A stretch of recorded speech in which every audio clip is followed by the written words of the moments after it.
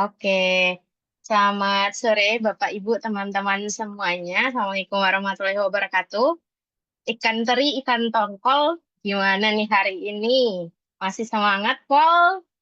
Cakep. Oke. Iya, intermezzo sedikit ya. Ini udah agak sore dan di weekend gitu. Kayaknya agak sedikit buru-buru gitu untuk liburan besok ya. Tapi kita masih belajar berbincang-bincang sedikit lagi gitu. Tadi udah di sesi 1 dan 2 kita udah banyak ngobrolin tentang karbon dan yang di sesi ini kita akan lebih jauh ngobrolin tentang avolu gitu ya, aforestasi dan juga land use di bidang karbon gitu. Jadi tadi juga dari teman-teman di sini sudah ada beberapa pertanyaan juga tadi ya tentang karbon di sektor kehutanan itu seperti apa. Jadi coba kita eh, sharing-sharing di sini bersama para narasumber hari ini. Ada Mbak Emi Primadona dari Komunitas Konservasi Indonesia Warsi. Apakah Mbak Emi sudah ada di Zoom? Udah hadir, Mbak Alma. Selamat sore. Halo, selamat sore Mbak Emi. Kemudian yang kedua ada Mas Agus, Mas Agus Pratamasari dari Landscape Indonesia. Halo, Hadir. Ya, hadir. hadir, Mbak. Oke, siap. Selamat sore Mas Agus. Kemudian yang terakhir ada Mas Kevin Zultaf Hussein dari Gaya Indonesia. Oke, selamat Halo sore Mbak, Mas Kevin. Halo, selamat sore iya, Mbak Alma. sore. Siap. Oke, tanpa berlama-lama lagi, kita mulai saja sesinya, diskusinya gitu ya.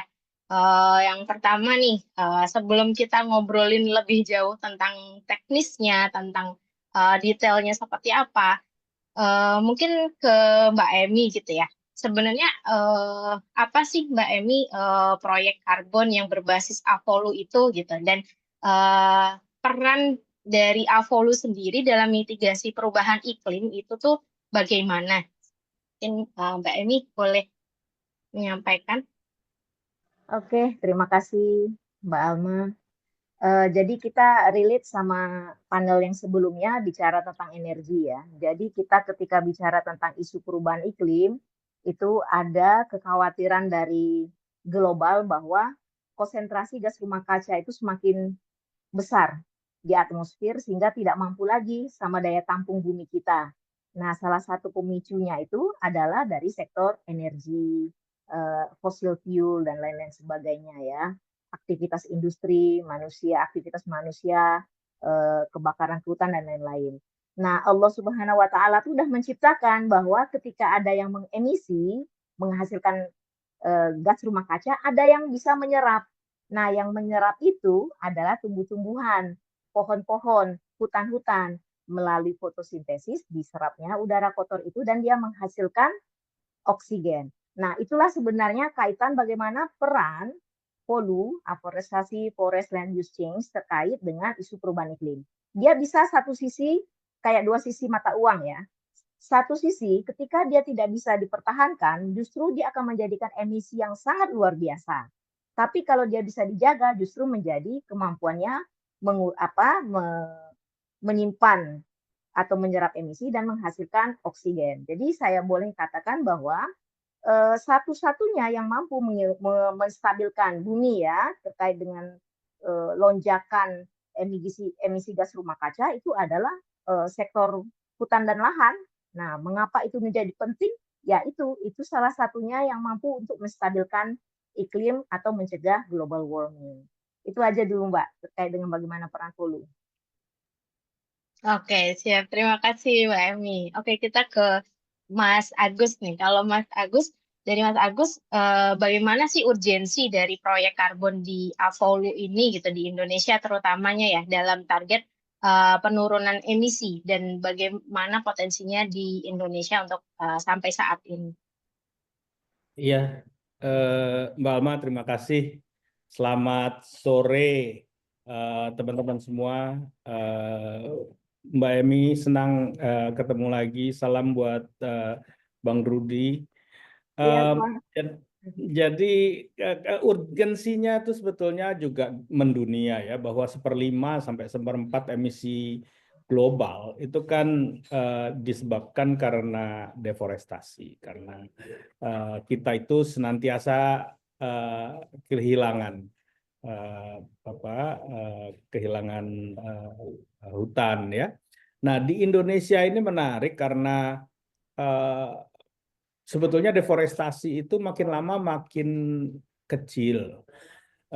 Kita itu pernah menghabiskan hutan itu sampai bahkan lebih dari 2 juta hektar per tahun. 10 tahun yang lalu itu sekitar 1 juta hektar. Tapi mungkin tahun ini 2-3 tahun yang lalu lah gitu ya kira-kira itu mungkin sekitar 100-an ribu cuma.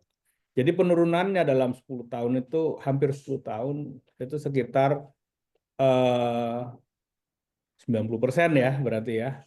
Nah, Indonesia itu punya target yaitu pada tahun 2030 dan itu 5 tahun lagi nih gitu ya.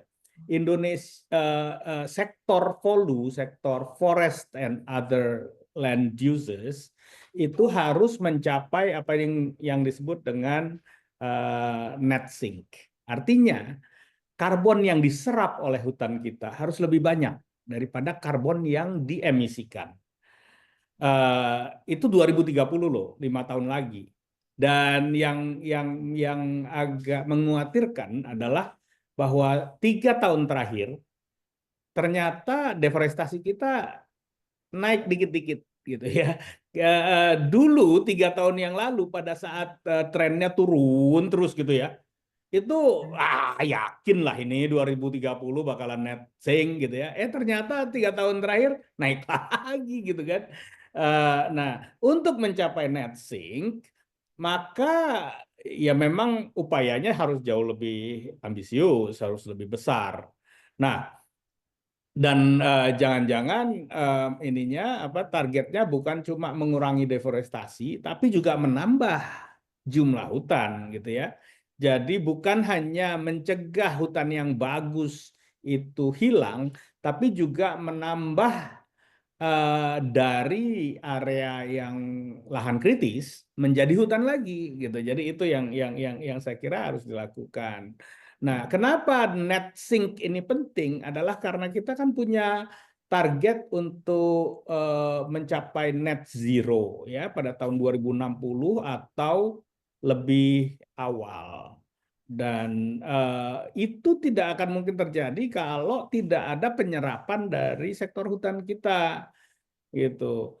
Kalau tidak ada dari sektor hutan kita, maka semua emisi harus berhenti. Jadi bukan cuma net zero namanya, tapi absolute zero. Nggak boleh ada lagi emisi dari transportasi, nggak boleh ada emisi dari energi, nggak boleh ada emisi dari industri, gitu ya. Dari pertanian nggak boleh ada. Kalau hutannya belum net sink. Kalau hutannya net sink, maka ya sedikit-sedikit masih boleh gitu ya, emisinya. Dan sudah pasti sedikit-sedikit akan ada gitu ya. Nggak mungkin zero total kecuali 100% renewable dan sebagainya yang kan sudah pasti agak berat kita mencapainya. Itu kenapa VOLU itu penting. Tapi juga saya mau menambahkan di sini bahwa fungsi hutan itu kan bukan cuma sebagai penyerap karbon ya. Dia menjadi rumahnya biodiversity. Indonesia itu biodiversity daratnya itu nomor 2 terbesar di dunia. Kalau ditambah dengan laut yang terbesar bahkan di dunia. Dia juga menjadi sumber nutrisi untuk pertanian dan perkebunan di downstreamnya, ya kan. Dia menjadi sumber pangan, dia menjadi bagian dari budaya dan bahkan agama asli gitu ya. Dengan demikian dia menghasilkan air gitu kan. Hutan yang baik akan menangkap air hujan dan mengalirkannya kembali lewat mata airnya di bawah tanah, di aquifer atau di atas tanah di sungai gitu ya. Tanpa adanya hutan, maka air yang jatuh itu tidak ditangkap oleh hutan, tapi langsung dialirkan menjadi banjir. Dan itu juga sebabnya kenapa banjir luar biasa banyaknya selama 2 bulan terakhir ini di seluruh Indonesia gitu ya. Jadi itu kenapa pentingnya hutan ini harus kita konservasi, harus kita tambah bahkan jumlahnya, bukan cuma sekedar bermanfaat sebagai penyerap karbon dan untuk menurunkan emisi, tapi banyak sekali yang bisa kita manfaatkan dari hutan. Gitu dulu kali ya. Wah, makasih. Ya, siap. Terima kasih Mas Agus. Oke, kita ke Mas Kevin nih. Kalau tadi udah ada pengertiannya, kemudian urgensinya gitu. Sekarang ini bagaimana Mas kalau terkait proyek karbonnya sendiri gitu, bisa berkontribusi dalam pasar karbon yang ada di Indonesia maupun yang ada di internasional? Iya, jadi terkait dengan bagaimana sih bisa nantinya proyek karbon yang berbasis Apol ini berkontribusi untuk pasar nasional maupun internasional, itu perlu diperhatikan 3 hal penting. Karena ketika kita berbicara tentang kontribusi, tentu saja proyek karbon ini tidak lepas dari yang namanya iklim, kemudian yang kedua terkait dengan biodiversitas, dan yang ketiga terkait dengan komunitas. Karena dari awalnya berdirinya perusahaan kami itu memang kami itu lebih menekankan bagaimana melindungi hutan serta menjaga keanekaragaman hayati dan juga memberikan manfaat bagi masyarakat sekitar dan pelaku usaha. Sehingga dengan kita meyakinkan dan melakukan hal-hal penting dan memberi dampak kepada masyarakat, nantinya proyek-proyek karbon Avolu ini itu bisa lebih terintegritas dan lebih dapat dipercayai dengan adanya sistem monitoring yang sistematis, dan kemudian dengan adanya seperti verifikasi maupun validasi dari lembaga-lembaga LVV maupun VVB. Kalau mau akses ke internasional itu VVB, kemudian yang lokal sendiri itu LVB. Nah, dari hasil monitoring tersebut, kemudian dari hasil verifikasi tersebutlah nantinya proyek karbon yang ada di Indonesia ini itu dapat berkontribusi, terutama untuk seperti yang tadi juga disinggung oleh Pak Agus, itu berkontribusi untuk mencapai net zero pada tahun 2030. Jadi bukan hanya net zero, tetapi juga kalau bisa absolute zero, seperti yang disebut tadi juga Pak Agus. Jadi banyak sekali jenis-jenis proyek, dan kita harus bangga nih, kebetulan Gaia ini terlibat nih dari awal dibentuknya proyek terbesar berbasis Avolu. Kalau mungkin teman-teman juga tahu terkait RMU, itu sekitar tahun 2009-2010-an kami terlibat di situ. Dan kemudian juga terkait dengan proyek karbon berbasis komunitas. Ini sangat menarik sekali karena kebetulan research kami juga kebetulan juga ini teman baik dari Mbak Emi. Halo Mbak Emi. Jadi banyak hal yang bisa diangkat dari proyek karbon Apol ini untuk nantinya bisa berkontribusi lebih banyak lagi untuk masa depan proyek karbon yang ada di Indonesia, khususnya untuk mengakses pasar internasional seperti itu. Baik, terima kasih Mas Kevin. Jadi di sesi awal ini kita sudah tahu ya, Avolu itu tuh berfungsi untuk tadi kalau dari kegiatan kita ada mengeluarkan emisi, Avolu lah yang capture the emisi itu sendiri. Kemudian tadi untuk urgensinya sendiri selain menyerap karbon, bahkan Avolu ini juga ada fungsi dalam menjaga biodiversitas, kemudian budaya, sumber nutrisi dan lain sebagainya, dan ini sangat berkontribusi gitu ya untuk pasar karbon di Indonesia dengan proses verifikasi tadi, proses monitoring tadi, ya gitu. Jadi memperkaya sumber karbon yang ada di Indonesia. Oke, saya ke Mbak Emi lagi, Mbak. Di KKI Warsi sendiri, gitu kan, sudah banyak contohnya tadi mungkin Pak Agus dan Mas Kevin juga banyak kerjasama gitu ya sama KKI Warsi untuk proyek karbon yang berbasis komunitas begitu.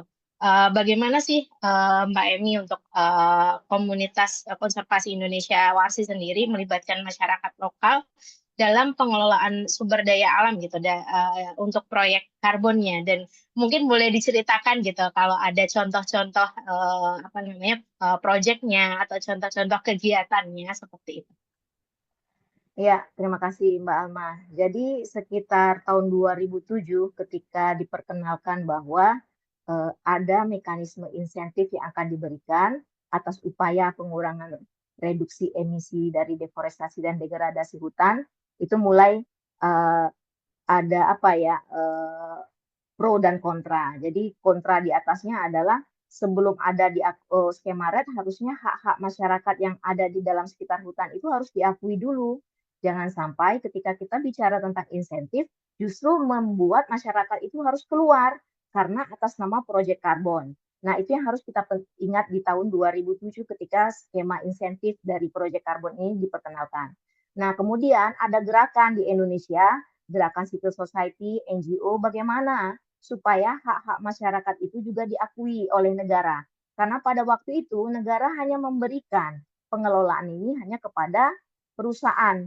Jadi tidak ada hak untuk masyarakat. Kemudian long story short ya, kita berhasil memfasilitasi skema hutan desa pertama kali di Indonesia. Itu di Kabupaten Bungo, nama desanya Desa Lubuk Beringin. Lokasinya di hutan lindung Bukit Panjang Rantau Bayur yang kita singkat dengan Bujang Raba. Nah, di lokasi itu kita mendapatkan pengakuan skema hutan desa, kemudian itu menjadi semangat baru bagi desa-desa sebelahnya untuk sama-sama mengusulkan skema perhutanan sosial.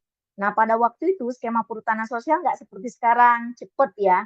Kalau dulu bisa sampai 2 kali sampai 3 kali lebaran ketika kita mengajukan usulan. Belum lagi di tingkat kabupaten, ada dinas kabupaten lagi gitu ya, belum lagi SK Bupati, gubernur, pokoknya panjang. Jadi itulah yang harus kita lakukan ya ketika dapat skema hutan desa, nunggu beberapa kali lebaran baru mendapat skema. Nggak lama setelah itu, ketika mereka menyusun rencana kerja, nggak ada pendanaan seperti sekarang. Sekarang kan sudah ada dana BUPSA, ada UPS, ada KPH bisa bantu, dan lain-lain. Itu memang kering kerontang, belum ada lagi dana desa. Jadi pada waktu itu kita memikirkan memikirkan tentang proyek karbon, waktu itu bukan bicara tentang ini mau dijual, ini dapat uang, bukan seperti itu. Karena ini sesuatu yang sangat baru di tahun 2009 atau tahun 2013. Yang kita pikirkan adalah bagaimana kita bisa membuktikan dengan adanya skema perhutanan sosial atau lewat hutan desa ini mampu membuktikan, menghasilkan sustainable forest management yang dilakukan oleh komunitas. Itu yang sangat penting. Sehingga tidak hanya bicara tentang story, itu harus ada di proof lewat validasi dan verifikasi. Nah, caranya seperti apa? Kita mencoba mengkonektingkan lewat skema karbon voluntary internasional yang kita pakai pada waktu itu adalah Plan Vivo. Yang kedua, kita juga sebagai media kampanye kepada pemerintah, jika perhutanan sosial memang terbukti mampu ya mengatasi perubahan iklim atau mitigasi dan adaptasi perubahan iklim, harusnya skema perhutanan sosial ini dipercepat dong prosesnya gitu. Dibuka dong pintunya selebar-lebarnya. Jangan lama, jangan pelit gitu ya memberi hak karena masyarakat kita menurut data yang saya baca hampir lebih dari 66% kawasan darat di Indonesia itu adalah kawasan hutan, dan kawasan hutan itu dihuni oleh masyarakat yang hampir 100% bergantung hidupnya lewat alam. Di mana akses mereka terbatas, informasi jauh, jalan jauh gitu ya, perkembangan ekonomi rendah. Nah, ini yang penting kita bantu lewat skema perhutanan sosial ini. Nah, itulah basis pertama kita bicara tentang proyek karbon ini pada waktu itu. Mulailah kita, itu juga merupakan jaringan dari Mas Kevin juga ya, lewat teman-teman kita berjejaring namanya Community Test Project.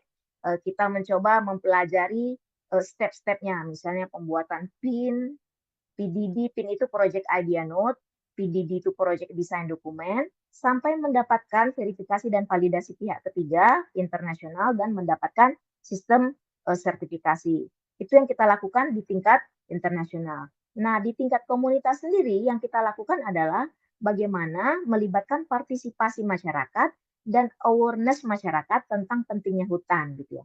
Partisipasi dalam dan juga kita mencoba menerjemahkan terminologi iklim yang banyak sekali berbahasa Inggris itu ke dalam bahasa mereka. Misalnya emisi itu apa, karbon itu apa. Karena pada waktu itu mereka pikirkan karbon itu adalah pantat kuali, atau karbon yang mereka pikirkan itu adalah arang, atau karbon itu adalah asap rokok. Nah, itu yang mencoba kita menerjemahkan. Karena karbon ini kan zat kimia ya, nggak ada wangi, nggak ada apa, nggak bisa dipegang gitu ya. Ibaratnya kata masyarakat itu kayak menghitung bulu kucing gitu ya. Gimana cara menghitungnya? Nah, itu yang kita mencoba pelajari, kita coba libatkan masyarakat, sehingga proyek itu mereka paham bahwa mana yang bisa dimanfaatkan, mana yang harusnya dilindungi. Nah, untungnya pada regulasi itu memang disebutkan jika perhutanan sosial berada di hutan lindung yang bisa dimanfaatkan hanya jasa lingkungan dan HBK. Nah, dari jasa lingkungan ini kita menjadi titik kita bahwa ini bisa dimanfaatkan kalau bicara tentang proyek karbon. Nah, itulah yang kita lakukan sehingga sampai saat ini sudah berjalan mulai tahun 2013 sampai tahun 2023, 10 tahun yang sudah kita jalankan. Dan buktinya yang sudah kita lihat adalah ini bukan sesuatu yang baru sebenarnya. Dari rencana kerja perhutanan sosial yang 10 tahun yang diturunkan lewat RKT, rencana kerja tahunan, itulah yang kita konversi ke dalam PDD. Dan kita lihat bagaimana memonitoring indikator keberhasilan dari aktivitas yang mereka lakukan dalam upaya pengurangan emisi. Pengurangan emisinya juga kita lihat, apa sih driver deforestasi di wilayah ini? Misalnya encroachment, apa sih maksudnya encroachment? Encroachment, illegal logging, atau misalnya aktivitas ekspansi sawit. Nah, jadi yang itu yang kita sasar dalam upaya melakukan avoiding deforestation di lokasi tersebut. Dan boleh dikatakan selama 10 tahun proyek ini berjalan, mampu mengurangi laju deforestasi hampir 0%. Tidak ada pembukaan sama sekali. Kecuali di tahun 2019. Karena memang di tahun 2019 terjadi kebakaran yang ada di Indonesia, dan juga kondisi iklim juga memang kurang baik waktu itu, sehingga ada di ujung sekali namanya di Gunung Pohong terjadi kebakaran yang tidak mampu untuk kita padamkan. Tapi masih aman, tidak menyentuh komitmen mereka hingga 75%. Begitu aja dulu Mbak, saya sampaikan terkait dengan bagaimana pengalaman kita mampu mengurangi deforestasi di landscape Bujang Raba. Oke, baik. Terima kasih Mbak Emi. Sungguh cerita yang sangat panjang dan penuh perjuangan gitu ya, dari awalnya merintis dari skema hutan desa, kemudian jadi perhutanan sosial, dan baru dari rencana-rencana tersebut kita konversi menjadi proyek karbon. Tadi ada disebut verifikasinya dari Plan Vivo dan lain sebagainya. Nah, mungkin Mbak Emi boleh ditambahkan sedikit nih cerita tentang gimana untuk memastikan keberlanjutan dari proyek karbonnya sendiri gitu, dari melalui pemberdayaan ekonomi masyarakat dan juga tantangan-tantangan yang dihadapi sama Mbak Emi dan teman-teman di KKI Warsi dalam menjalankan proyek ini. Ya, terima kasih. Kalau misalnya terkait dengan aktivitas di lapangan, komitmen aktivitas lapangan, patroli dan peningkatan ekonomi itu terus kita lakukan. Jadi kita bagaimana mensinkronkan antara isu ekologi, isu ekonomi. Ekonomi tentu saja ekonomi yang berkelanjutan, berbasiskan potensi lokal yang tidak bersifat ekstraktif. Jadi di Bujang Raba itu di hutan desa, kita telah memetakan wilayah yang sudah kadung terbuka untuk kebun masyarakat, itu kita jadikan zona pemanfaatan. Silakan ditanami dengan awalnya kalau di Bungo itu masyarakatnya nanamnya karet. Nah, namun kadang-kadang harga karet ini cenderung sangat rendah. Waktu itu sempat cuma 5.000 gitu ya, 5.000 sekilo. Jadi kita mencoba memperkenalkan agroforestry, jadi tidak hanya bergantung kepada komoditas karet. Jadi karet dikombinasikan sama tanaman lain, pete, jengkol, durian, kadang kakao, kadang kardamunggu, belum lagi nanti dapat madu. Nah, itulah menjadi sumber ekonomi yang bervariasi dan jangka panjang. Jadi kalau karet bisa mingguan, per 3 bulan bisa kakao, per sekian bulan per tahun mungkin durian, ada manggis. Nah, itu yang kita perkenalkan di zona pemanfaatan dengan skema agroforestry. Sementara di zona lindung itu memang biasanya di hulu-hulu sungai, di hulu sungai, terus memang daerahnya tinggi, strip area, itu memang kita buat zona lindung. Harapannya memang itu tidak dibuka. Nah, pada eh, pada saat ini memang perhutanan sosial udah banyak mulai dukungan. Misalnya ada dukungan pelatihan, ada alat-alat produksi, itu udah mulai kita jalankan. Secara di lapangan itu bisa dijalankan dengan baik. Tetapi memang tantangan yang kita terima pada saat ini, ketika kita udah mulai menjalankan implementasi ini, di tahun 2021 kita mendapatkan surat circulation letter, surat edaran bahwa skema karbon yang ada di komunitas itu harus dihentikan karena sampai menunggu mekanisme baru. Nah, itulah tadi yang dijelaskan oleh Pak Joko dari awal, ada skema namanya carbon pricing. Nah, sampai saat ini karena ada circulation letter itu masih berjalan, jadi boleh dikatakan kalau kita bicara tentang trading karbon dari hulu atau segala macam itu memang dihentikan, baik kalau domestik kan memang dari dulu nggak ada gitu ya. Jadi kita memang banyak di internasional. Jadi di internasional kami juga tidak melakukannya. Namun aktivitas kami di lapangan masih tetap berjalan. Kebetulan memang Warsi fokus utamanya adalah konservasi bersama masyarakat. Jadi kita tinggal di lingkungan itu, kita masih banyak berkegiatan dan kita melihat sampai saat ini pun di tahun 2024 terakhir pembukaan kawasan hutan atau masih sangat aman, masih sangat baik. Jadi tantangan kita adalah memang polunetzing ini belum bisa masuk ke dalam mekanisme karbon, pasar karbon misalnya, karena kita lihat tadi baru sektor energi. Yang kedua memang regulasi yang mengatakan bahwa perhutanan sosial ada, tapi bagaimana how to do it itu masih belum clear. Itu yang menurut kita masih menjadi tantangan, jadi PR bersama. Mudah-mudahan dalam waktu dekat itu bisa berjalan. Belum lagi tantangan terkait dengan ada aktivitas-aktivitas ilegal, tapi tidak dilakukan oleh komunitas, dilakukan oleh masyarakat yang di hulu sungai yang berdampak kepada masyarakat.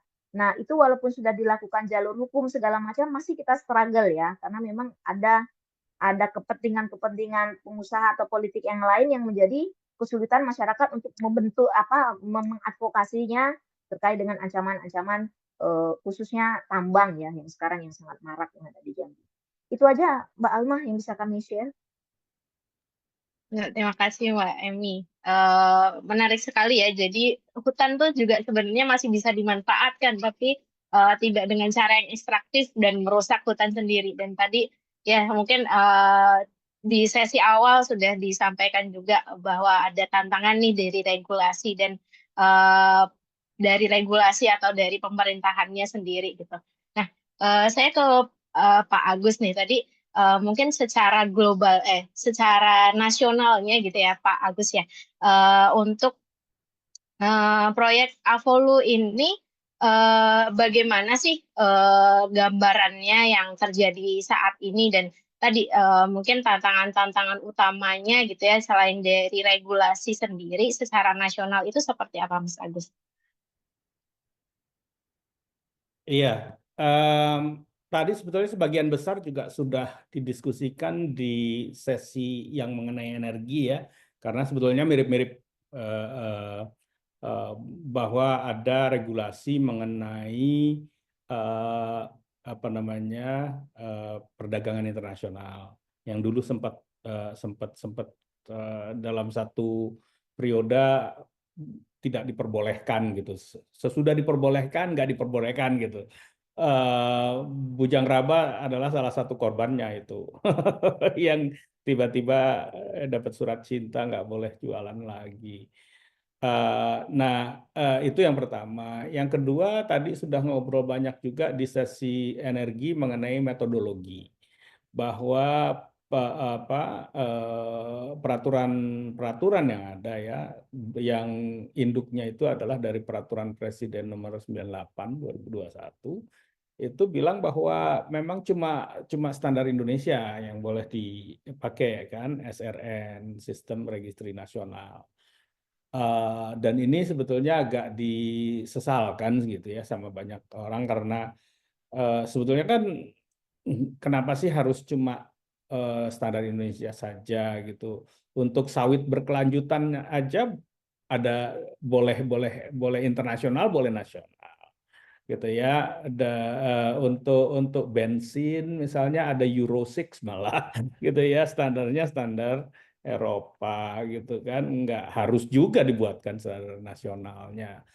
Nah, dengan demikian kan dulu sempat aturan itu membuat peraturan berikutnya bahwa kalau sudah didaftarkan di standar lain, seperti misalnya Bujang Raba distandarkan di Plan Vivo, atau beberapa proyek-proyek yang besar itu distandarkan dan didaftarkan di Vera atau di Gold Standard dan sebagainya, mereka harus membatalkan gitu ya pendaftaran itu dan kemudian mendaftarkan kembali ke SRN.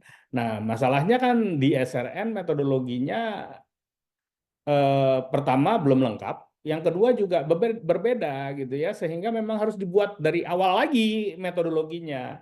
Kalau di Vera itu membuat metodologi itu kira-kira 2 tahun gitu lah, 2 tahun 3 tahun gitu ya. Jadi harus punya waktu segitu banyak gitu ya untuk dan dana yang juga cukup banyak untuk mengembangkan metodologinya. Nah, untungnya di peraturan itu dibolehkan apa yang disebut dengan mutual recognition gitu ya, pengakuan bersama. Artinya nanti Vera boleh kita akui gitu kan. Ada caranya gitu ya, dan itu mutual recognition itu sudah kita perjanjikan dengan misalnya standar Jepang. Jepang itu punya satu standar namanya Joint Carbon Mechanism ya, JCM, yang standarnya tadinya ya udah gitu ya, karena mereka adalah standarnya Jepang nggak bisa kita pakai, tapi terus kemudian karena ada perjanjian pengakuan bersama ini, mutual recognition agreement dengan Jepang, maka standar mereka bisa kita pakai. Dan rasanya gitu ya, rasanya nggak lama lagi kita akan mendapatkan mutual recognition dengan standar-standar lain ya, Vera, Gold Standard, Plan Vivo dan sebagainya. Kita sangat-sangat berharap bahwa itu akan terjadi.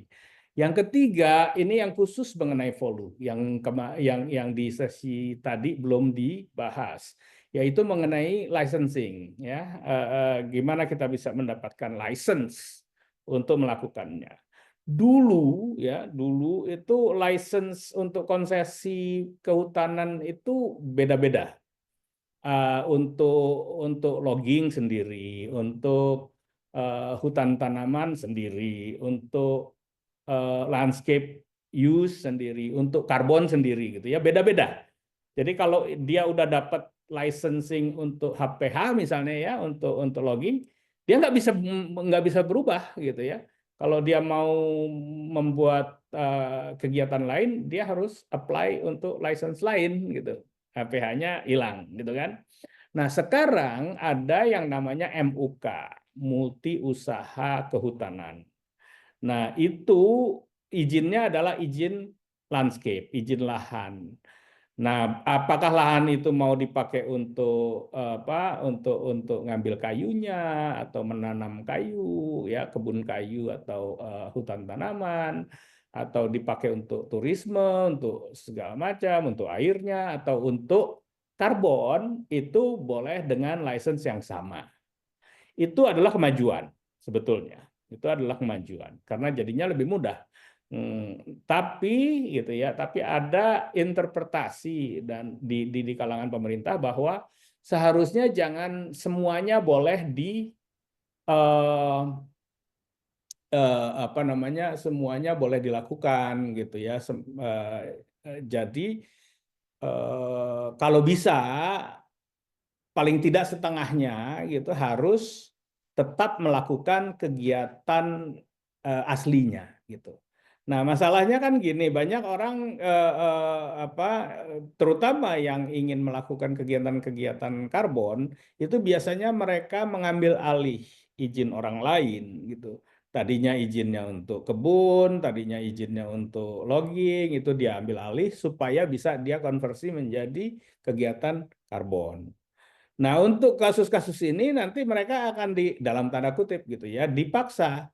Nggak bisa 100% karbon, setengahnya harus tetap logging gitu ya. Kalau saya perusahaan karbon, saya nggak ngerti gimana caranya melakukan logging gitu ya kan. Saya nggak ngerti melakukan hutan tanaman itu gimana misalnya, kalau aslinya adalah hutan tanaman. Sehingga membuat menjadi rumit, kompleks gitu ya. Secara teori dan niat ini bagus banget gitu. Cuma begitu dia dibatasi yang agak arbitrary dan kemudian tidak melihat sebetulnya ini di lapangan akan jadi apa gitu kan. Itu jadinya malah menghambat gitu kan. Nah, itu yang sekarang terjadi gitu ya, dan banyak yang meminta izin MUK akhirnya juga belum bisa memulai kegiatannya karena ada interpretasi itu. Kalau dicari di aturannya nggak ada tuh, harus setengah itu ya, itu nggak ada. Cuman itu adalah interpretasi gitu. Jadi ini adalah saya kira hal-hal yang memang harus kita dalami. Yang terakhir adalah apa yang kita sebut sebagai benefit sharing, pembagian manfaat. Jadi secara prinsip itu memang sebuah proyek karbon gitu ya, di sebuah tempat tertentu itu harus ada perjanjian dengan masyarakat. Pertama adalah perjanjian yang disebut dengan Padiatapa, FPIC, Free Prior Informed Consent. Paling tidak nggak ada yang tidak menginginkan proyek itu ada ya. Jadi mereka dengan sadar masyarakat lokal mendukung proyek itu di wilayahnya. Itu yang pertama. Yang kedua, semua hasil dari karbon itu harus dibagi dengan masyarakat gitu. Jadi nggak bisa terus kemudian si yang penanam modalnya atau perusahaan karbonnya mengambil keseluruhan bagiannya atau mengharapkan pemerintah lah nanti yang bagi-bagi gitu, jangan kita gitu, itu juga nggak bisa.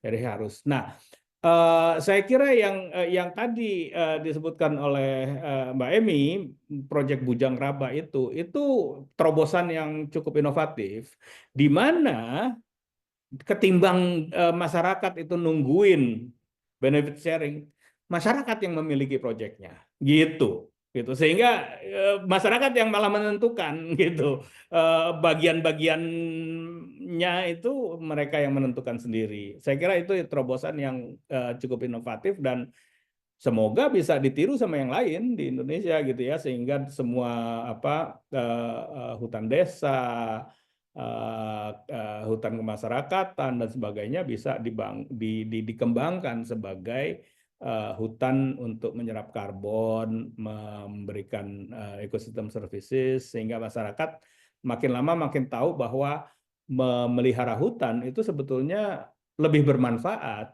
ketimbang menebangnya, kan gitu sebetulnya. Segitu dulu mungkin ya, Mbak Alma. Ya, terima kasih Mas Agus. Ya, cukup kompleks ya sepertinya PR-nya di Indonesia ini untuk proyek karbon saat ini.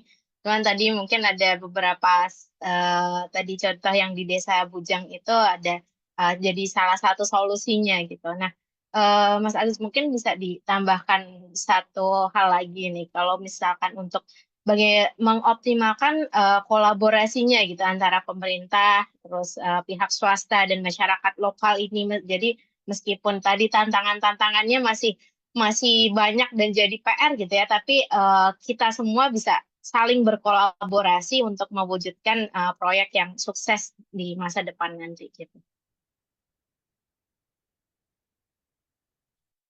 Ya, sebetulnya gini, kolaborasi itu keniscayaan dan mutlak harus ada. Nggak mungkin ada proyek yang berbasis lahan yang akan sukses tanpa kolaborasi. Itu aja udah gitu. Ada banyak contohnya di mana proyek-proyek yang menggunakan sumber daya lahan kita itu direncanakan dan dibangun tanpa kolaborasi, dan kemudian besok-besoknya malah berantakan karena masyarakatnya marah, masyarakatnya merasa ini hak mereka diambil, masyarakat merasa mata pencarian dan kehidupannya terganggu dan sebagainya ya. Jadi nggak mungkin tanpa kolaborasi. Itu udah apa, jadi keniscayaan. Nah, itu kita sebutnya sebagai, nah itu namanya lembaga kami landscape approach gitu ya. Jadi itu adalah sebuah pendekatan yang ada dua sebetulnya komponennya. Komponen pertama itu dia harus secara spasial relevan. Jadi benar dalam sebuah wilayah itu mesti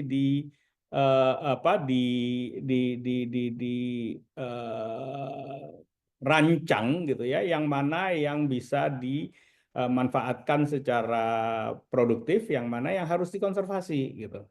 Dan kemudian juga bagaimana bahkan untuk konservasinya itu juga adalah kegiatan yang bisa memberikan pendanaan dirinya sendiri atau self financing gitu. Nah, yang kedua komponen dari landscape approach itu adalah kolaborasi gitu ya kan. Karena dia berbasis landscape, dia ada macam-macam kepentingan di situ, ada macam-macam fungsi di situ. Tanpa kolaborasi akan berantem dan akan berantem terus gitu ya. Yang punya kebun nggak mau dia menyerahkan sebagian dari konon haknya gitu ya kepada masyarakat sekitarnya, nggak mau ada benefit sharing, nggak mau ada FPAC dan sebagainya. Itu kalau tanpa kolaborasi. Jadi dua komponen itu harus ada. Jadi landscape approach, dan kalau landscape-nya berbatasan dengan wilayah administratif, itu kita juga nyebutnya jurisdictional approach gitu ya. Dan pemerintah daerahnya harus menjadi pemimpin dari proses ini gitu ya, karena kan secara administrasi mereka yang punya otoritas gitu ya.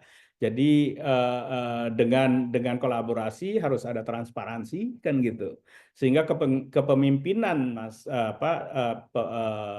Pemda itu juga akan diawasi oleh masyarakatnya kan gitu. Itu sih mungkin ya. Makasih Mbak. Ya, terima kasih Mas Agus ya. Keniscayaan dan nggak bisa lah kalau kita sendiri-sendiri gitu ya, harus ada kolaborasi bersama. Nggak mungkin. Iya, sebesar itu. Tantangan kita sama-sama gitu ya di iklim Indonesia ini dan di iklim dunia ini. Oke, terima kasih Mas Agus. Saya geser ke Mas Kevin ya, yang dari Gaia nih, yang memiliki teknologinya gitu ya untuk proyek karbon ini. Nah, Mas mungkin bisa diceritakan tentang Gaia sendiri gitu, kegiatannya apa, mungkin visi misi dan tujuannya dalam hal proyek karbon ini seperti apa gitu, Mas Kevin?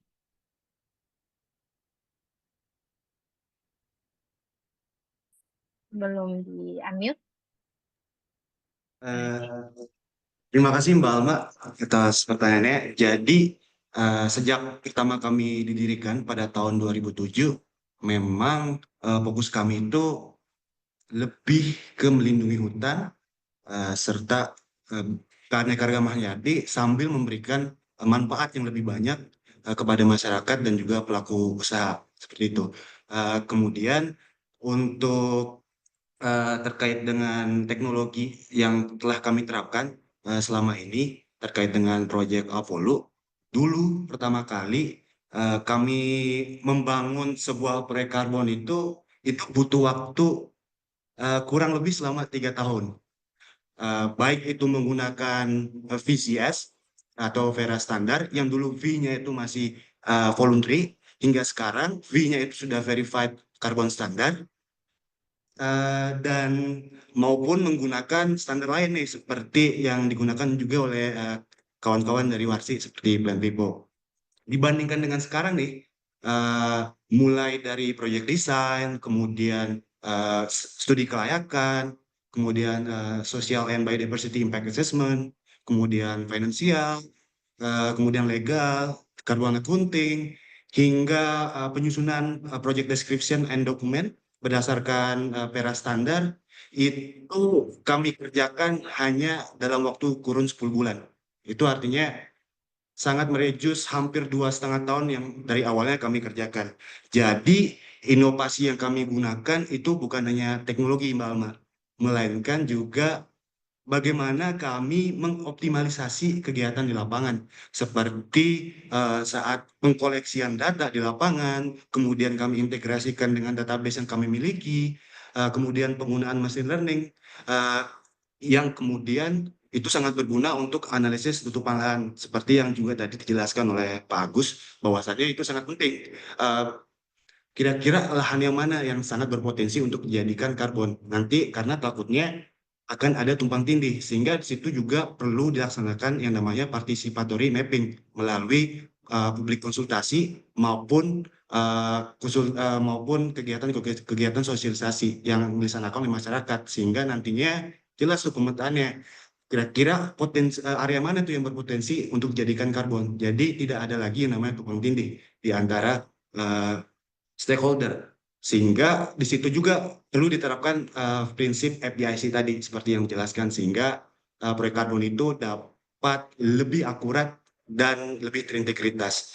Kemudian juga kebetulan dari kami, setelah kami mengkoleksi data di lapangan, kemudian kami integrasikan tuh dengan software atau aplikasi yang biasa kami gunakan, kami sebut sebagai integrated deployment environment, yang dimana itu nanti akan membantu kami ketika setelah dari lapang kami kumpulkan datanya, kemudian kami analisis dengan IDE kami sebutnya, kemudian dari data tersebutlah nanti akan menghasilkan data dari perhitungan karbon, kemudian data analis itu biodiversitas, kemudian juga analisis terkait dengan sosial dan ekonomi. Jadi penggunaan teknologi kami nih, Mbak Alma, itu bukan hanya mempercepat proses, namun juga lebih akurat, terutama bagaimana sih kita memberikan dampak yang lebih banyak terhadap proyek karbon yang ada di Indonesia ini, terutama kepada masyarakat. Karena seperti juga tadi yang disinggung oleh Mbak Emi dan juga Pak Agus, bahwasannya kebanyakan nih masyarakat yang terdampak langsung akibat dari proyek karbon itu sangat bergantung mata pencariannya ke hutan. Dan juga biasanya masyarakat tersebut itu hidup atau penghasilannya bisa dibilang di bawah garis kemiskinan nasional. Sehingga nantinya dengan sistem terintegrasi kami dan juga dengan prinsip FPIC yang selalu kami tanami ketika melakukan partisipatif maupun komunikasi dengan masyarakat, itu sangat membantu kami untuk memberikan kejelasan bagaimana sih bakalan terjadi benefit sharing mekanisme antara project owner, kemudian dan masyarakat itu sendiri. Karena kami tidak mau kalau hanya project owner yang mendapatkan benefitnya, tetapi kami lebih menekankan bagaimana masyarakat itu lebih banyak lagi mendapatkan benefit dari proyek karbon tersebut, karena mereka terdampak, entah itu yang seperti saya sebutkan tadi, dari sumber mata pencarian mereka, kemudian karena kebanyakan juga mereka melakukan pencarian makanan seperti mungkin berburu segala macam. Nah, dari situlah kami juga sangat khawatir gitu, karena kebiasaan-kebiasaan masyarakat tersebut juga itu sangat berpotensi untuk terancamnya gitu spesies-spesies langka yang ada di hutan tersebut.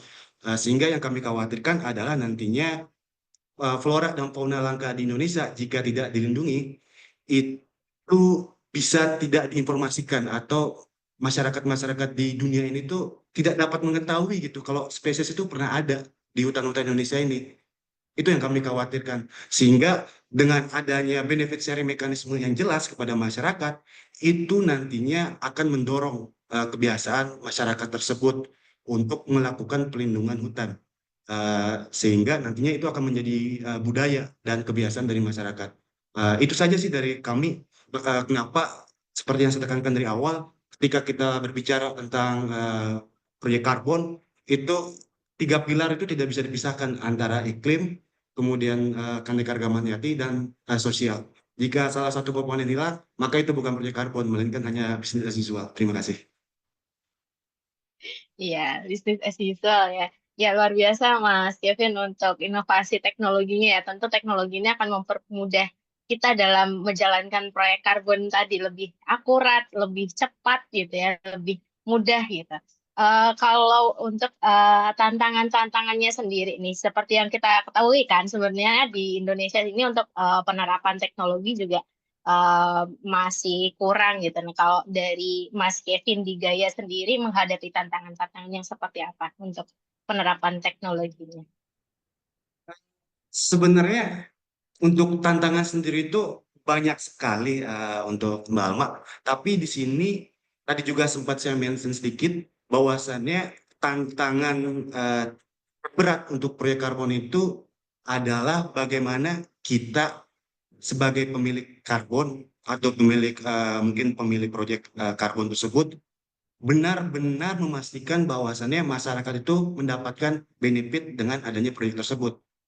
Karena dengan adanya benefit sharing mekanisme yang jelas, nantinya itu akan mendorong masyarakat tersebut untuk melindungi hutan, sehingga seperti yang saya katakan tadi juga sebelumnya bahwasannya spesies langka yang ada di hutan-hutan Indonesia ini tuh jadi terlindungi, dan juga nantinya lebih jelas lagi terarah.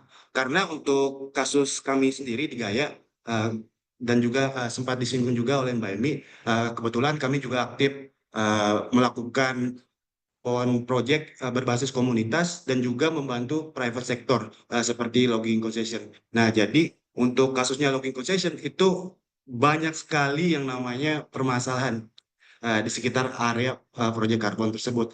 Nah, disitulah kami membantu project owner, dan kami tidak mau benar-benar memposisikan diri sebagai pendukung proyek owner. Di situ kami benar-benar di tengah, bisa dikatakan hampir mendukung masyarakat. Disitulah Gaya hadir.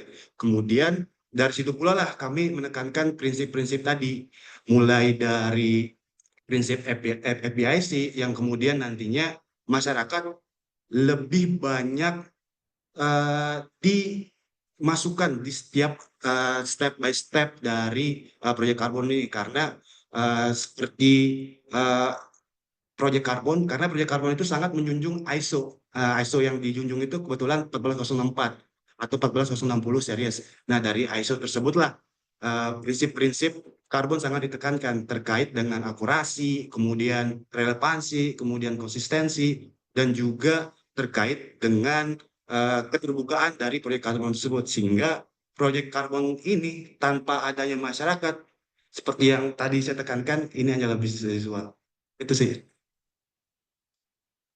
Oke, baik Mas Kevin, terima kasih. Jadi ya integrasi di teknologi ini memperankan untuk integrasi antara pemilik proyek, kemudian dari masyarakatnya, dan tujuan proyek karbon sendiri untuk perbaikan iklim di dunia ini gitu ya Mas ya, dan tantangannya di situ gitu mengintegrasikannya seperti apa. Oke, baik, terima kasih. Saya buka sesi Q&A mungkin dari teman-teman di sini ada yang mau bertanya, boleh raise hand.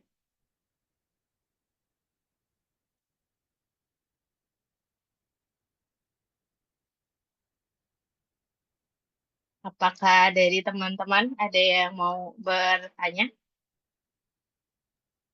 Boleh Mbak di bertanya? sesi? Boleh ya, Boleh. dari ya Fajri? silakan. Oh ya, boleh Mas Ya, Fajri, boleh. ya saya Fajri dari Sampan, dari Kalimantan Barat.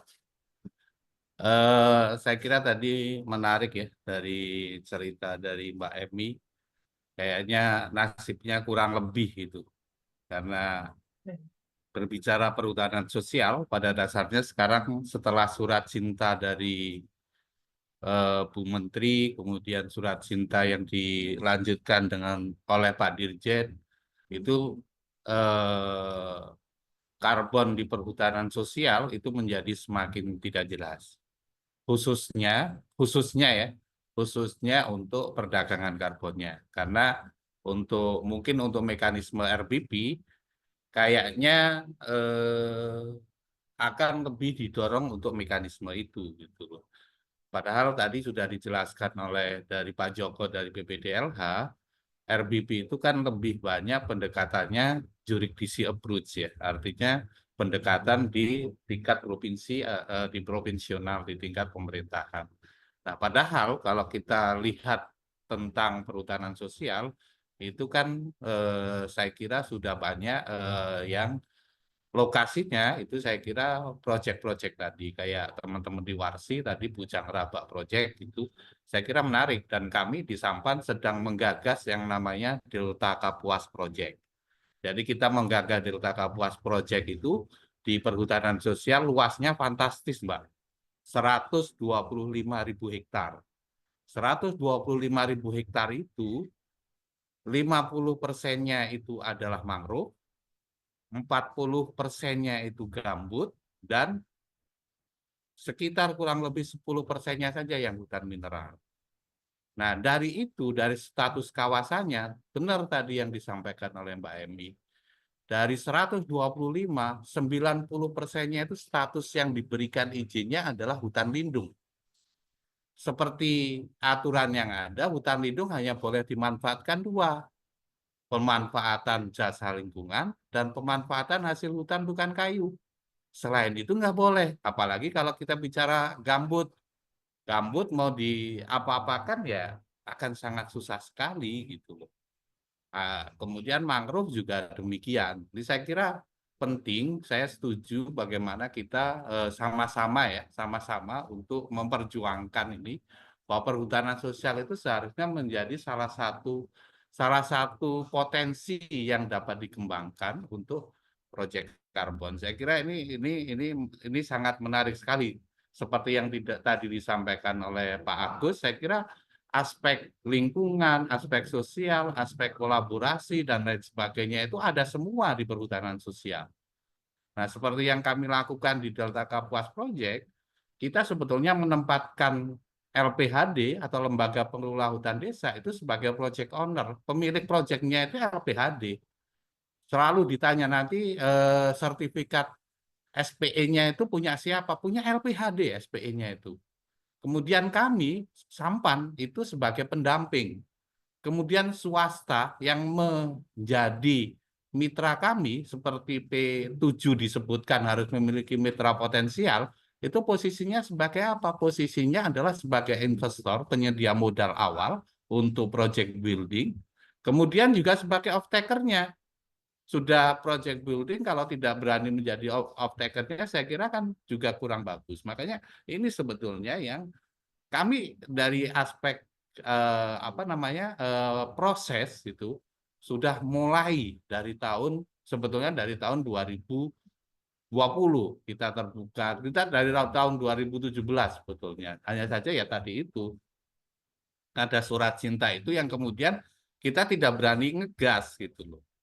Padahal kemarin setahu saya pada masa akhir jabatan Pak Bambang sebagai Dirjen PSKR itu sudah membuat yang namanya tata cara perdagangan karbon di perhutanan sosial, sudah peraturan menteri itu sudah disiapkan draftnya. Tapi saya nggak tahu kenapa ini tidak dilanjutkan gitu loh. Padahal kalau kita lihat yang paling selaras ya dari sekian itu ya bisnis karbon. Secara jujur kita mengolah hutan kan biayanya sangat mahal, apalagi gambut dan mangrove. Sekarang mohon maaf kalau kita hanya mengandalkan dari HHBK dan lain sebagainya nggak cukup. HBK itu hanya cukup untuk memenuhi satu tujuan dari perhutanan sosial. Apa? Kesejahteraan masyarakat dari sektor ekonomi. Tapi dari pendapatan dari perhutanan sosial dari KUPS itu belum bisa digunakan dananya untuk menanam. Tidak bisa dananya digunakan untuk patroli. Tidak bisa dananya untuk digunakan untuk memadamkan kebakaran. Dari mana itu memadamkan kebakaran, menanam, patroli, dan lain sebagainya. Kalau tidak dari proyek ini gitu, tidak dari proyek karbon salah satunya atau jasa lingkungan. Ini saya kira yang penting sama-sama saya setuju, mari kita sama-sama perjuangkan. Kalau di perhutanan sosial ya ini menjadi bagian, mungkin sekarang ini lagi rame-rame PBBH sedang bagaimana dibuka kerannya sektor kehutanan, itu bisa menjadi naik daun lagi, karena kan lucu tadi. Di Indonesia dengan cerita teman-teman tadi itu, tapi kalau di bursa karbon maupun yang lain, sektor Apollo kan malah justru kayaknya belum ada. Ini kan ironis banget gitu loh Indonesia. Ironis gitu loh. Sektor Apollo belum ada yang masuk ke bursa karbon. Mungkin ini yang saya kira menjadi penting bagi kita, baik yang PPPH maupun yang perhutanan sosial. Saya kira sama-sama lah kita perjuangkan. Sekarang ini PS capaiannya sudah 8,3 juta hektar. Capaian dari perhutanan sosial secara nasional. Artinya 8,3 juta hektar itu untuk proyek ini sangat menarik sekali. Di samping untuk proyek pangan, di samping mungkin untuk proyek energi, untuk konservasi air dan lain sebagainya. 8,3 juta hektar seluruh Indonesia cukup luar biasa menurut saya. Yang tadi disampaikan Mbak Emi, sudah ngomong perhutanan sosial, maka aktor utamanya, haknya ada, hak kelolanya itu ada di tangan masyarakat. Saya kira itu sedikit tambahan mungkin kalau bukan pertanyaan. Terima kasih. Baik, terima kasih Mas Fajri ya. Cerita di sisi lain nih tadi di Delta Sungai Kapuas gitu ya. Ada tentang proyek karbonnya. Mungkin dari Mas Agus, Mbak Emi atau Mas Kevin ada yang mau menanggapi? Boleh Mbak Emi? Iya, terima kasih. Saya sepakat sama Mas Fajri ya. Kita itu dapat surat cinta itu tahun 2021. Sekarang sudah tahun 2025. Artinya banyak sekali, cukup panjang ya fase kita. Ini next mau diapain ini gitu ya. Sementara kita khawatir kalau kita tetap ngegas itu akan ada tantangan, itu ada SK pencabutan. Kita kan nggak mau seperti itu ya. Jadi bagaimana kita tetap menjalankan inisiatif-inisiatif di lapangan. Kalau proyek Warsi ketika kita mulai di tahun 2013, ketika karbon itu menjadi sesuatu yang ibaratnya barang nggak jelas, kita memang bicara sama masyarakat, ini ikhtiar kita aja. Karena waktu itu belum ada satupun ya perhutanan sosial mendapatkan skema imbal jasa lingkungan dari karbon. Jadi kita coba susun rencana kerja, kuatkan institusi, masing-masing institusi melakukan kegiatannya apa. Kalau misalnya ada kegiatan ekonominya, misalnya KUPS-nya berjalan, KUPS Rotan misalnya, kita buat namanya Bumi Busma, Badan Usaha Dusun Milik Bersama di 5 desa. Nah, itu disinkronkan kegiatan KUPS dengan badan usahanya, sehingga satu sisi juga bisa mendapatkan PAD masyarakat. Nah, di tingkat kapasitas, apa yang kita harus kembangkan? Baik kelompok perempuan, kelompok pemuda, dan lain-lain sebagainya. Sehingga pada akhirnya, dari tahun 2013, pendanaan yang kita dapat itu awalnya itu di tahun 2019. Kalau bicara tentang dana ya, tahun 2019. Artinya lebih dari 6 tahun kita menunggu, tapi kita masih menjalankan kegiatan-kegiatan yang berimplikasi pada berhentinya deforestasi di kawasan tersebut. Jadi boleh kami katakan itu bagian dari bonus inisiatif kita dalam Sustainable Forest Management. Tetapi ketika keran itu dibuka, jreng cerita tentang carbon pricing. Nah, seharusnya yang mendapatkan porsi yang lebih besar itu adalah komunitas.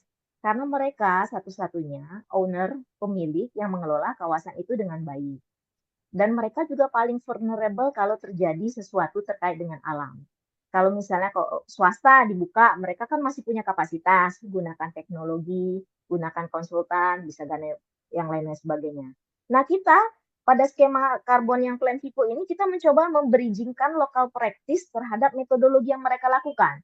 Jadi Plan Vivo itu mengakomodir kalau kita sistem monitoringnya hanya pakai fixed photo point. Fixed photo point itu mereka berdiri di satu bukit, di situ mereka lihat hutan desa, mereka foto, kondisinya masih hijau, itu bisa diakomodir lewat Plan Vivo sebagai bentuk dari metodologi monitoring.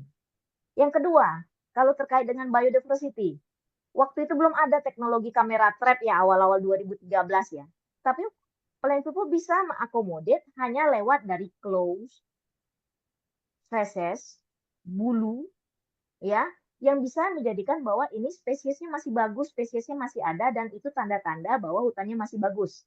Nah, itu yang kita lakukan di skema Plan Vivo. Bagaimana kita bridging metodologi yang bahasanya tinggi itu bisa diaplikasikan oleh komunitas. Nah, balik lagi tadi ya, dari 2021 kita berjuang, yang masih skema PS yang masih sedikit, sekarang udah 8 juta. Bahkan di wilayah dampingan kita di Sumatera Barat yang belum melewati proyek karbon lah ya, kita melihat bahwa faktanya beberapa wilayah perhutanan sosial itu tumbuh hutannya. Tumbuh. Instead of mereka sudah habis. Growing. Artinya ketika sudah ada owner yang mengelola, itu nggak open access.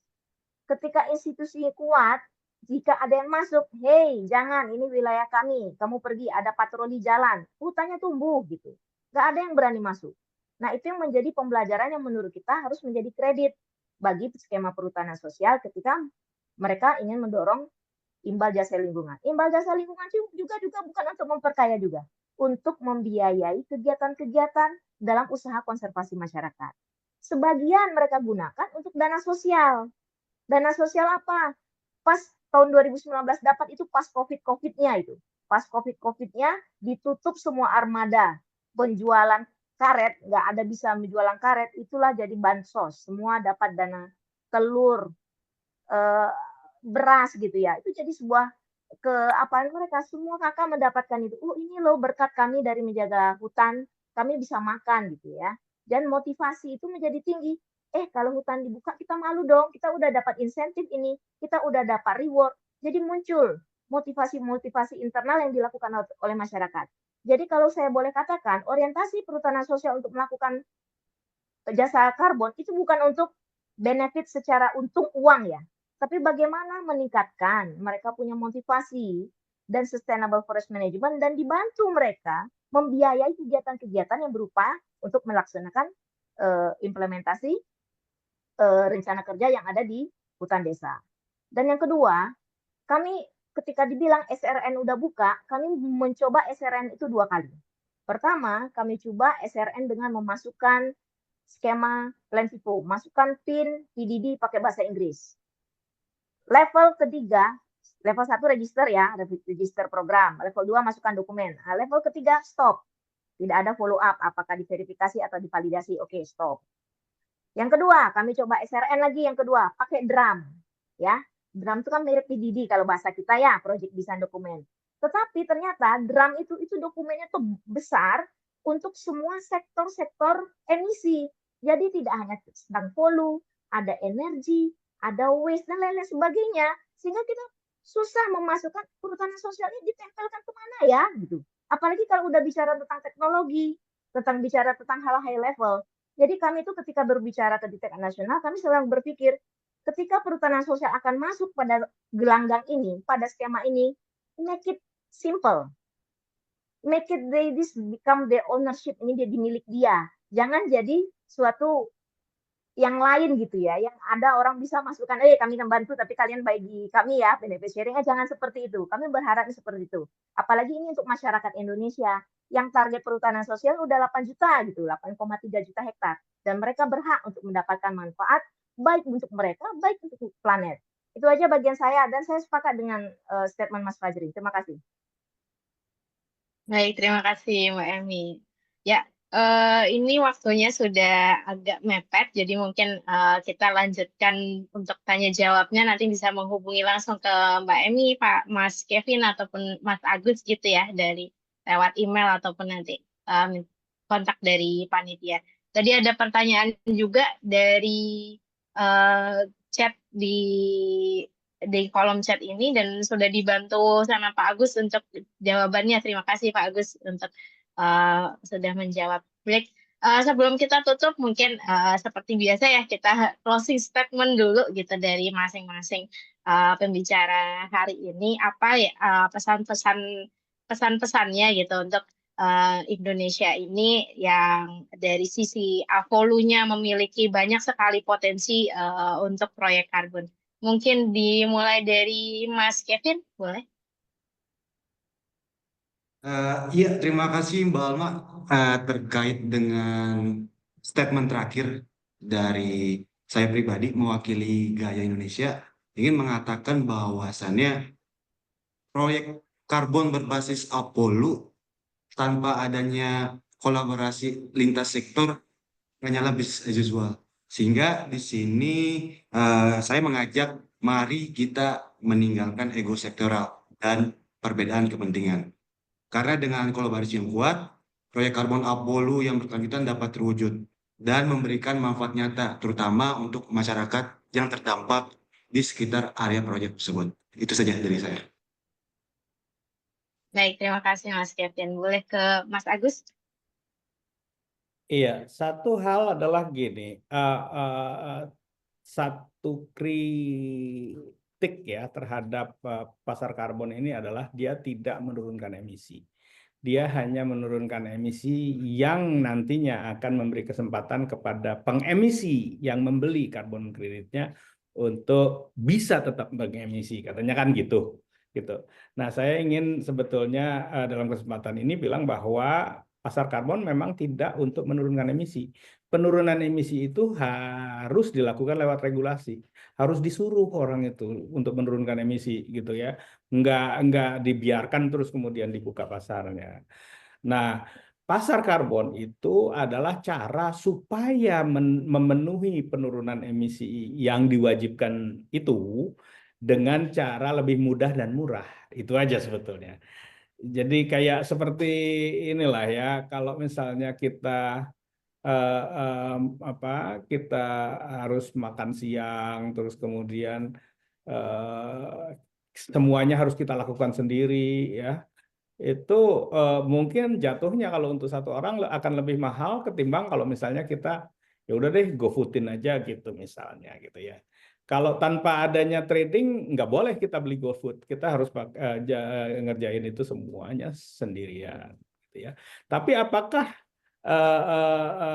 apa masakan itu akan memasak dirinya sendiri kan enggak gitu ya, seperti tadi emisi tidak akan turun dengan sendirinya, harus disuruh orang itu untuk menurunkannya, harus diatur gitu. Jadi memang harus ada peraturannya pemerintah. Sekarang ini emisinya dibatasi berapa, tahun depan berapa, 5 tahun lagi berapa, 10 tahunnya begitu, itunya yang memang harus duluan ada sehingga bisa diikuti oleh semua orang, dan berdasarkan roadmap itu baru kemudian saling saling saling berdagang karbon gitu ya.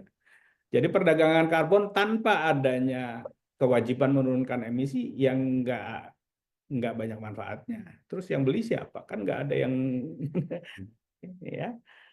Makasih. Ya, terima kasih Mas Agus. Oke, terakhir di Mbak Emi, silakan Mbak Emi. Terima kasih. Saya sepakat sama Mas Agus bahwa bicara pasar itu belum tentu mengurangi emisi. Dan yang menurut saya harus penting adalah emiter terbesar kita itu adalah di forest, di volume paling besar, dan dalam strategi kita juga ada di Hulu. Harusnya ini harus menjadi tempat strategis atau prioritas pemerintah ke depan ya, terkait dengan bagaimana meregulasinya, bagaimana pencapaiannya, strateginya ke depan. Itu aja Mbak, terima kasih. Baik, terima kasih Mbak Emi. Baik, mungkin sesi kita sore ini cukup sekian. Terima kasih kepada Mbak Emi, Mas Kevin, Mas Agus untuk sharing-sharingnya, dan saya sebagai moderator juga mengucapkan terima kasih kepada Zona EBT dan teman-teman yang ada di sini. Mohon maaf apabila ada salah ucap, dan saya mungkin kembalikan ke MC. Terima kasih banyak. Oke, terima kasih ya Kak Alma sudah memandu jalannya diskusi pada hari ini. Dan terima kasih juga untuk speaker-speaker yang hadir pada diskusi kedua, Pak Agus, Ibu Emi, dan Pak Kevin. Yuk kita dokumentasi terlebih dahulu teman-teman. Oke, saya hitung ya. 3, 2, 1. Oke.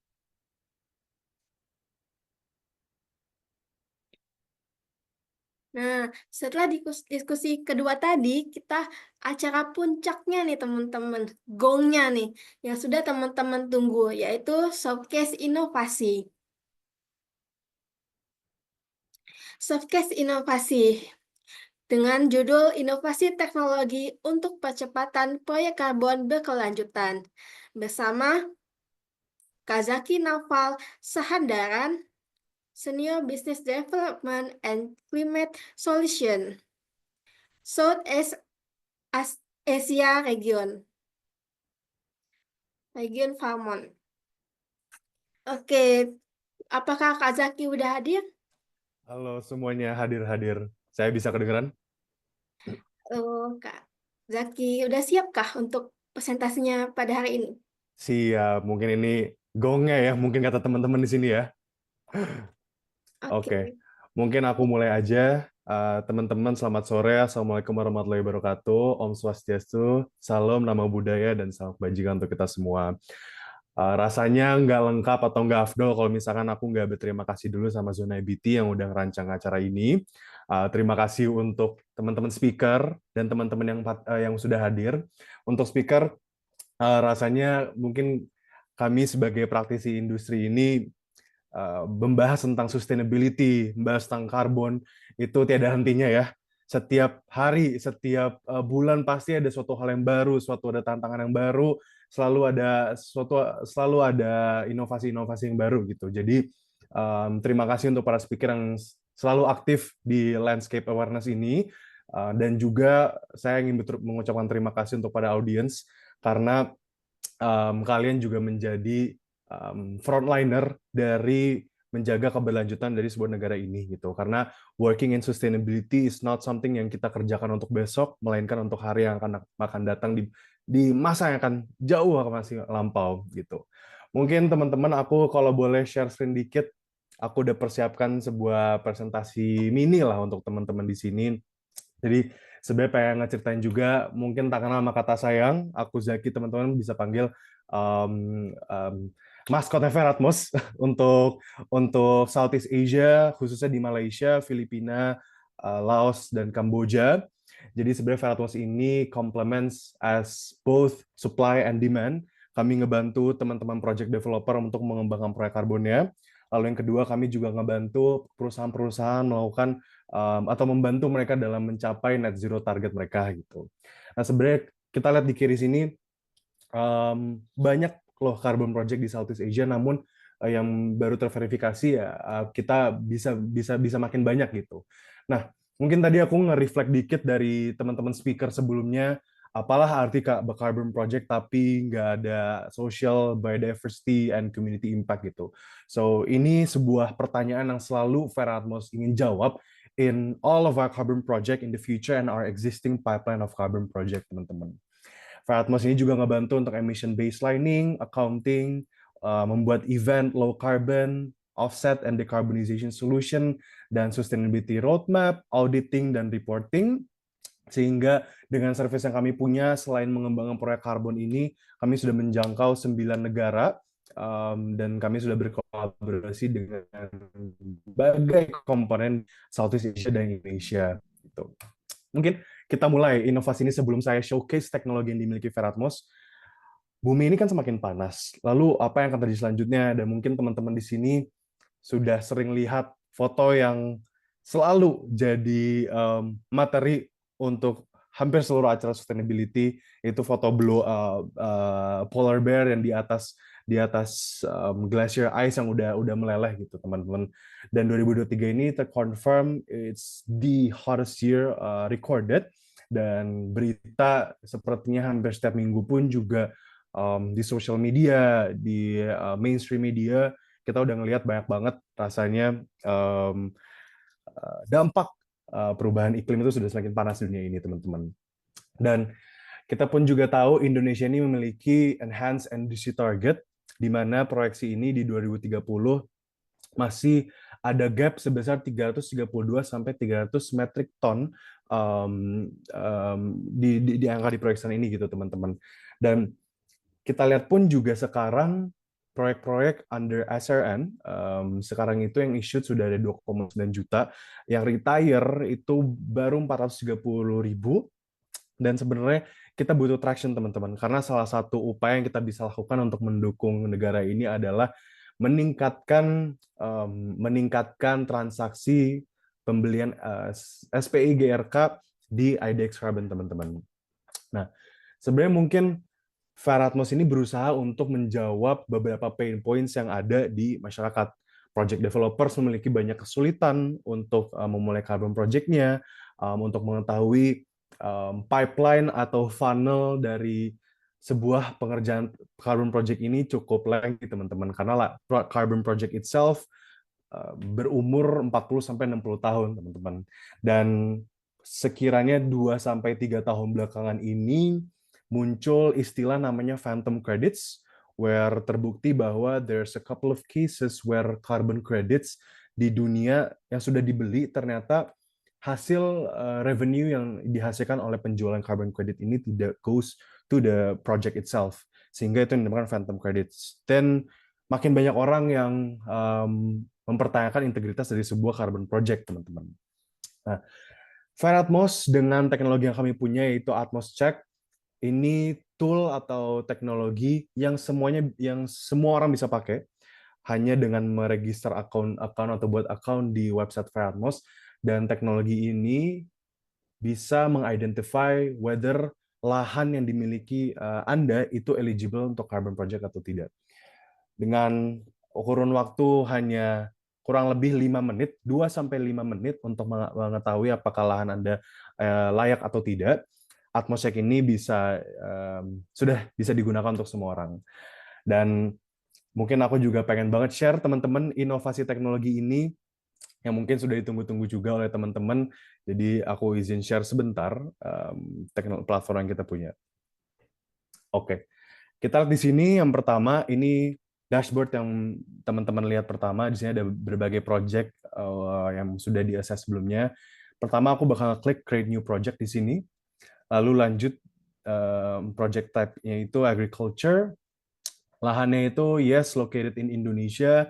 Standarnya kita sudah automated 2 standar. SRN yaitu Sistem Registrasi Nasional, dan other standards such as Verra and Plan Vivo or Gold Standard. Lalu ini yang bagian fundamental dari Atmos Check adalah untuk mengupload semacam map digital atau yang namanya shapefile. Izin aku upload dokumennya dulu. Saya sudah siapkan salah satu lahan konsesi di Indonesia. Jadi ini shapefile ini ada 4 format, SHP, SHX, DBF, dan PRJ, teman-teman. Lalu sebenarnya ini bisa juga kalau misalkan teman-teman belum punya peta digitalnya, kita bisa klik di sini untuk draw manually. Jadi kita pakai titik koordinat gitu. Oke, aku klik next, dan setelah ini bakal diminta untuk final review, credentials, dan teman-teman di sini pun juga akan diminta untuk ngisi nomor telepon karena untuk authentication. Jadi kita sudah integrate untuk nomor telepon masing-masing teman-teman gitu. Atmos Check ini untuk kawasan Indonesia kita sudah memiliki tingkat akurasi sebesar 91%. Dan 91% ini kita bisa mengidentifikasi perubahan tipe lahan tutupan atau land cover analysis yang terdiri dari 31 land cover analysis. Kita bisa nge-identify wood shrubs, water bodies, built-up area, mangrove, stable forest, medium density forest, rubber plantation, palm oil, coconut juga, dan beberapa land cover lainnya, teman-teman. Jadi dengan adanya teknologi ini, banyak analisa lebih dalam bahwa berdasarkan perubahan tutupan lahan ini kita bisa nge-identify dua kategori. Yang pertama, 3 kategori: climate, biodiversity, dan community, teman-teman. Di climate part, kita meng-assess berapa jumlah VCU production atau potensi penyerapan carbon credit, potensi penyerapan carbon emissions. Aduh, mohon maaf ke log out. Oke. kembali lagi. Jadi ini untuk summary dari project yang sudah saya upload shape file-nya. Kita lihat rekomendasi metodologinya berdasarkan SRN. Ini ada penjelasannya, ada 3. Lalu if I scroll down a bit, di sini ada visibility map-nya. Kita lihat penjelasannya di bawah, ada macam-macam metodologi yang eligible atau applicable untuk area tersebut. Lalu mungkin di sini yang jadi titik selling point atau interest point untuk semua orang adalah berapa sih sebenarnya estimasi karbon kredit tahunannya berdasarkan metodologi masing-masing, teman-teman. Lalu yang jelas sangat penting bagi investor facing adalah mereka juga pengen tahu estimated dari pendapat tahunannya itu per USD itu berapa, teman-teman. Nah, di sini kita bikin 2 approach, agresif dan konservatif gitu. Lalu just jumping in on teman-teman, Mas Kevin tadi sempat mention juga apalah proyek carbon kalau misalnya tidak ada additionality, tidak ada aspek social dan biodiversity. Dari Atmos Check pun setelah mengupload map digital atau peta digital ini bisa melihat ada 5 additional information where a couple of these pillar adalah additionality-nya. Climate-wise, terdapat ancaman deforestasi, which is a good thing untuk mulai carbon project. Co-benefit, kita melihat dari peta digital tersebut, engine Atmos Check sudah di-overlap dengan peta masyarakat dan global biodiversity map. Jadi kita juga bisa nge-identify ada macam-macam biodiversity apa aja yang bisa di-conserve di area tersebut. Lalu seberapa banyak community yang terletak atau terdapat di area tersebut, teman-teman. Dan yang paling penting adalah kita melihat based on the shape file yang sudah disubmit, itu kita bisa memastikan apakah ada potensi tenurial dispute atau tidak, atau apakah ada lahan yang overlap dengan moratorium pemerintah gitu, teman-teman. Nah, di sini Atmos Check bisa diakses oleh teman-teman semua, bisa diakses hari ini, bisa dicoba-coba, dan hopefully ini bisa menjadi salah satu solusi untuk menjawab pain point yang ada di masyarakat. Mungkin aku boleh demo satu kali lagi, ada inovasi atau teknologi yang dimiliki oleh FAIR Atmos, yaitu namanya Atmos Watch. Atmos Watch itu sebenarnya hadir untuk menjawab pain points bahwa adanya phantom credits atau di mana carbon project keeping everything very transparent gitu, teman-teman. Di platform ini kita bisa ngecek tingkat deforestasinya seperti apa. As you can see di sini ada titik-titik merah. Meskipun ini masih di luar project area, cuman kalau tidak diatasi bakalan lebih besar karena deforestasi gitu. Dan yang jelas kita ke log out lagi. Dan di sini kita juga bisa ngelihat tipe land cover-nya, perubahan land cover dari tahun 2012 sampai 2022. As you can see on the right, terdapat ponds baru setelah 10 tahun, dan most of this project is consists of mangrove forest. Project ini diambil dari data project Blue Carbon atau mangrove project yang dimiliki oleh FAIR Atmos, yang dikembangkan oleh FAIR Atmos, teman-teman.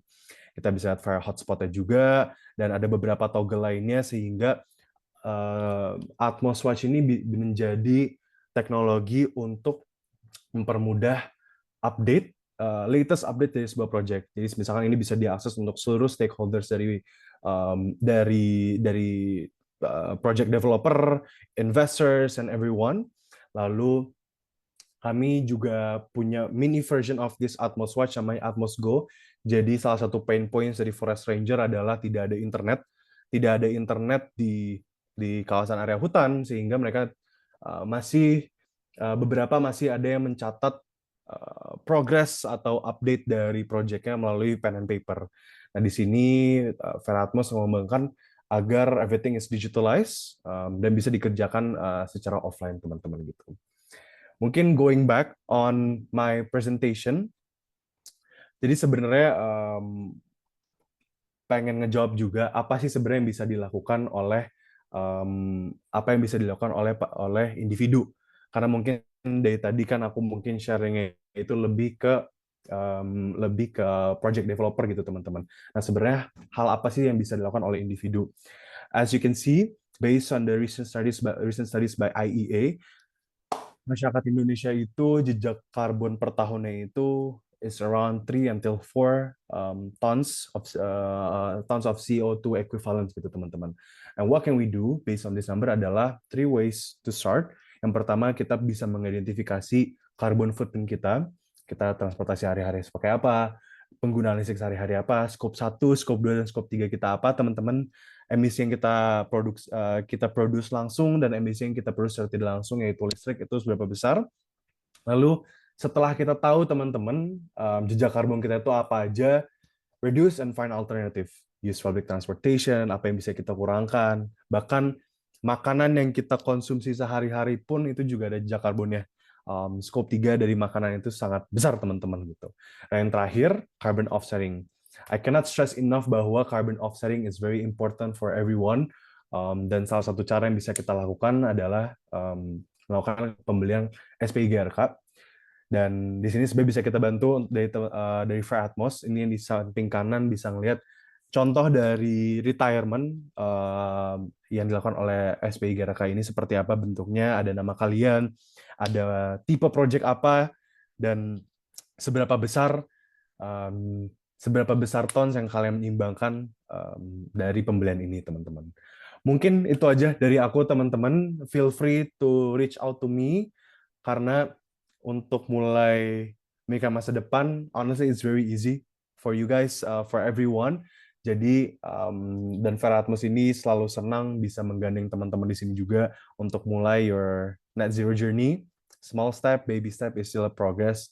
Dan mulailah bersama teman-teman Zona IBT, teman-teman speaker tadi, dan tentu saja saya sendiri. Mungkin itu aja inovasi teknologinya. Would love to connect with all of you. Feel free to reach me out.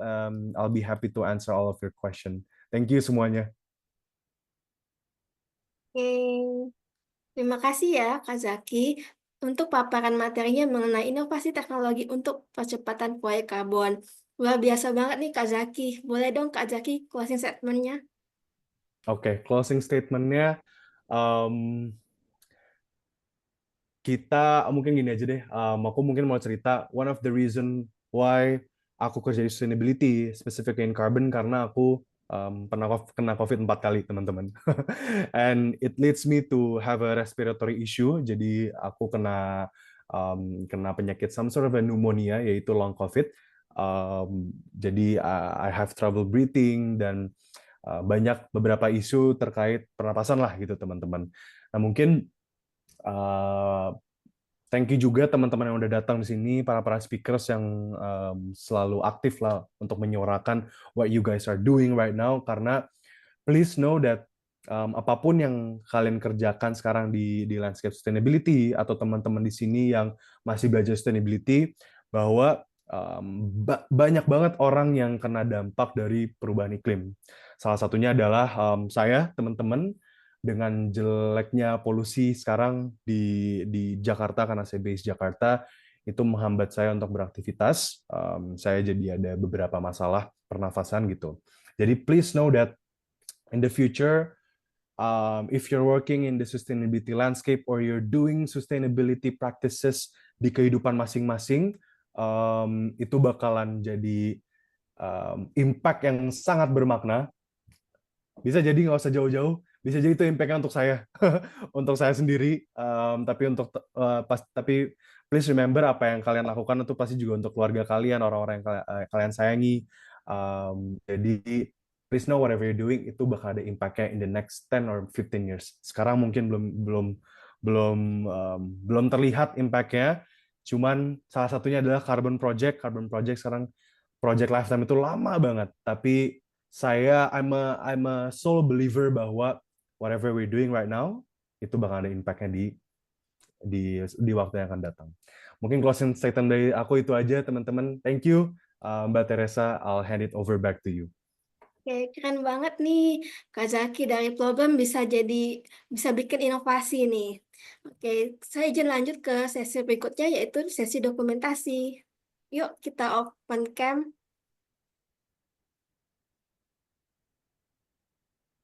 Udah siap semua?